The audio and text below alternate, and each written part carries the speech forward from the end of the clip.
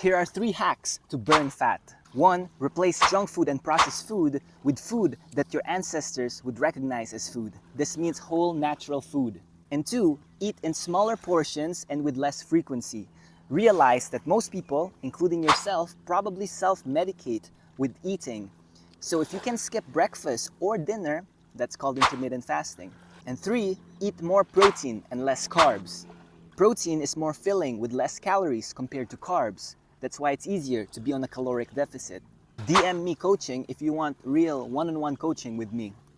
This was me a few years ago, and this is me now.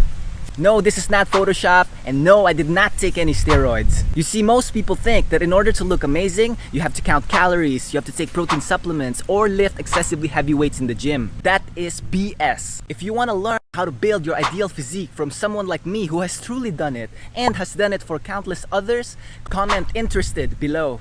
So I live in a country where weed is legal. Actually, in this small island that I live in, there are hundreds of weed stores. And so many people are saying it's healthy, blah, blah, blah. That is BS. When you smoke weed or when you eat it, you 10x the dopamine that you feel. If you normally get this much pleasure when you eat, you will now get this much pleasure when you eat while you're high. And it's the same thing with watching movies or social media. And it's the same thing when you're high and now you're watching movies or social media, you get so much more pleasure. Getting high is the epitome of unearned pleasures. And that is why it reduces your discipline, your drive to do hard things, because it messes with your dopamine system. And the less hard things you do in life, the less work and success you will have in life. It's really that simple. Share this video on your stories if you think more people need reminder of this simple truth. I cut off all my friends who were addicted to alcohol, cigarettes, and drugs. Here's why you should stop being so friendly.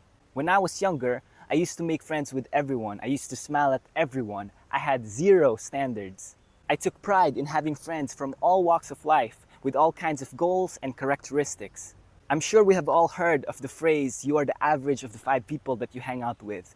But when I started taking this seriously, I cut off all my friends who were addicted to alcohol, cigarettes, and drugs.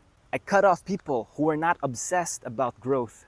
I hung out instead with inspirational people, meaning I listened to podcasts and audiobooks. This changed my life. It helped me stop my bad habits. It helped me install and level up my good habits. And it started by becoming unfriendly to most people.